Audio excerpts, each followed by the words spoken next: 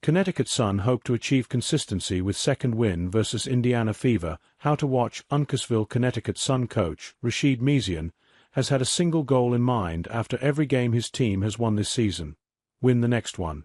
The Sun are putting the pieces together more consistently, and for longer in-game stretches than at any other point this year, with 3 of their 6 wins coming in the last 3 weeks.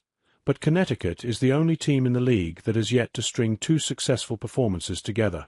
The Sun have given up 100-plus points 3 times in matchups immediately following wins, and their closest game after a win was an 87-78 loss in a back-to-back matchup with the New York Liberty. Connecticut is coming off of a high-energy 71-62 victory over the Chicago Sky at home on Wednesday, and it has perhaps its best opportunity of the season to win consecutive matchups when it hosts the Indiana Fever on Sunday afternoon at Mohegan Sun Arena, especially with 6 of 12 remaining games against the top 4 squads in the league. Indiana enters the matchup having lost 4 of its last 5, including the past 2 to teams currently outside the WNBA playoff picture.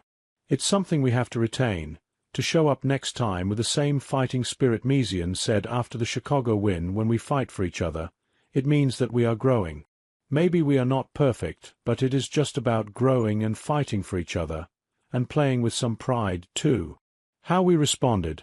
I think it's some good momentum for us. The Sun have already met the Fever 3 times, and they earned their first win of the season in Indianapolis on May 30th, shortly after superstar guard Caitlin Clark was initially sidelined by a quad injury.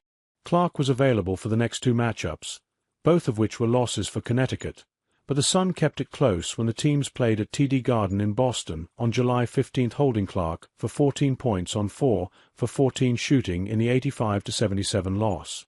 It was late in that Boston game that the Indiana Phenom aggravated a groin injury first suffered in late June, and she is expected to miss her 13th straight game when the Fever face the Sun. Connecticut is undeniably less talented than Indiana, who will still start 3 multi-time All-Stars in guard Kelsey Mitchell, forward Natasha Howard and center Aaliyah Boston.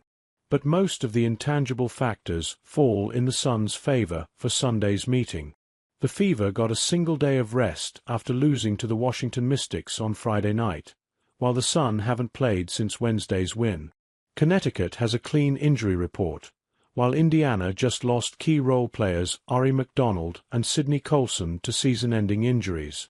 The Fever currently have 3 players who joined the team on 7-day contracts, including 2 who have been on the roster for less than a week.